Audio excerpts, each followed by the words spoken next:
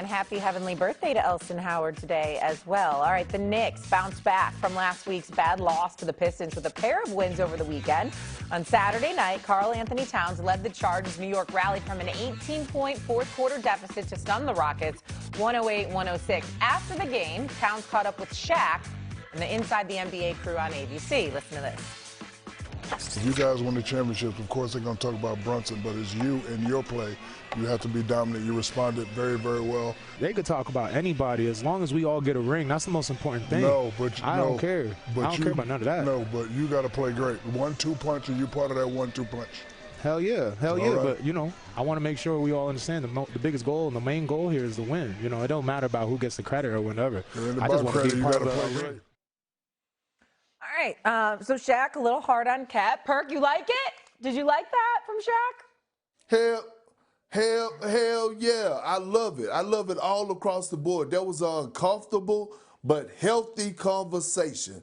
That was the best conversation that we've had in basketball this year, because everybody keep talking about, oh, how people cover the game and it should be covered this way and break down. No, that's accountability. That's real on real right there. And Karl-Anthony Towns was accepting that, because in that conversation, he told him, I hear you, legend, because Shaq is giving him the real. And I've been saying this since the beginning of the season. Jalen Brunson, yes, he's the best player on the New York Knicks, but the most important player is Karl-Anthony Towns when it comes to the Knicks trying to get to the promised land. He has to be dominant. And what we've seen over the last 2 games is that Karl-Anthony Towns has finally started to get featured in that offense. Karl-Anthony Towns is the emotional guy. When you want the best out of a big man, you got to make him feel love. And that's what I saw. We're watching him get more shot attempts, mixing it up. He's going inside out.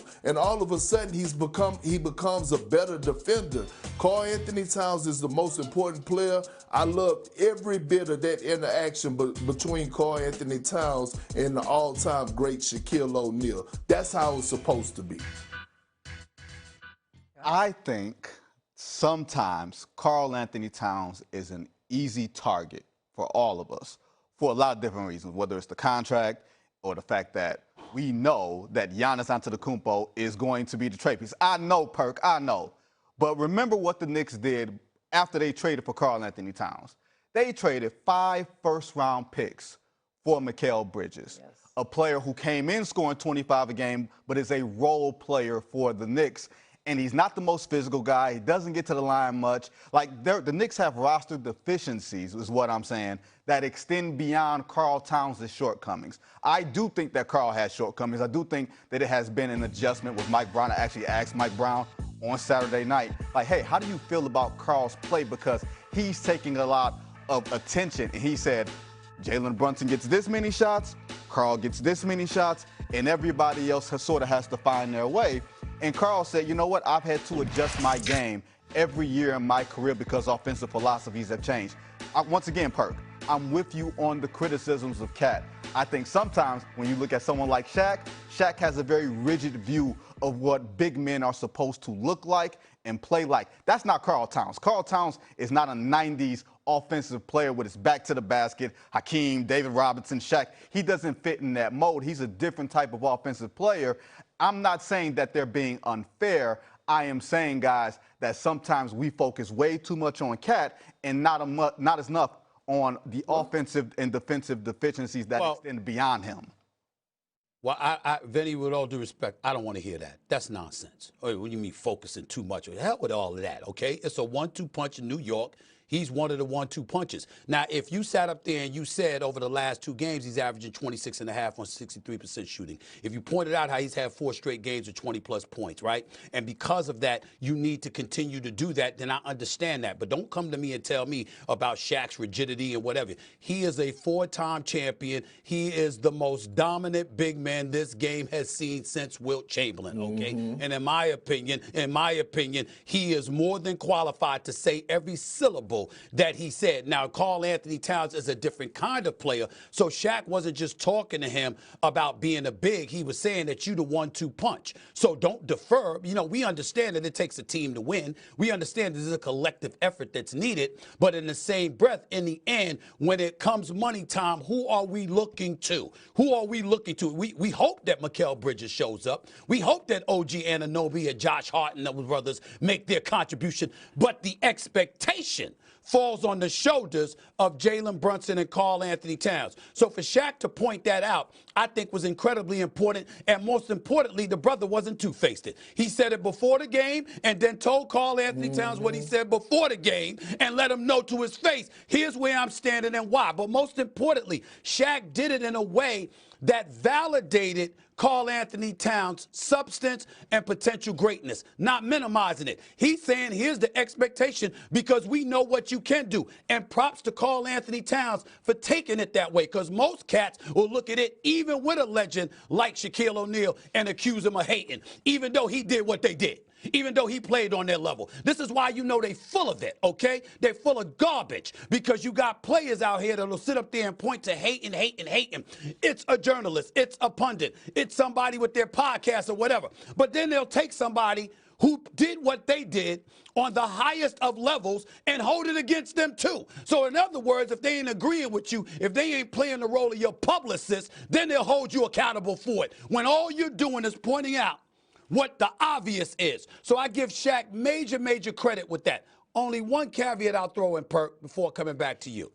I don't know if you know this or not. We do know Karl-Anthony Towns. Minutes per game, career low. Points per game, lowest since rookie season. Shots per game, career low. Field goal percentage shooting, career low. Three-point percentage shooting, lowest since his rookie season. But here's the part. In 54 games that Karl-Anthony Towns has played with the New York Knicks this year, when he attempts 14 or more shots, the New York Knicks are a 500 team. When he shoots 13 or less shots, they're 20-4 on the year. That's crazy, because that goes against what Shaq was saying, but both me and Perk agree with Shaq. But it's weird that they're 20-4 when he shoots 13 or less shots, and they're 500 when he shoots 14 or more. That's kind of crazy. It is kind of crazy, but another thing I want to look at is what was it to me, that wasn't really criticism. That was actually Shaq giving him flowers, because if Shaq didn't think he could do it, then he wouldn't call Karl-Anthony Towns out and say that he could be great. I'm gonna tell you this. I spoke with KG towards the end of his career when he was Karl-Anthony Towns' mentor and teammate, and he told me that Karl-Anthony Towns was one of the most skilled bigs he's ever seen. We didn't heard Patrick Beverly, who played with Karl-Anthony Towns, say that he's one of the most skilled, most talented bigs that we've ever seen. Karl-Anthony Towns over the past 2 seasons have been to back-to-back conference finals.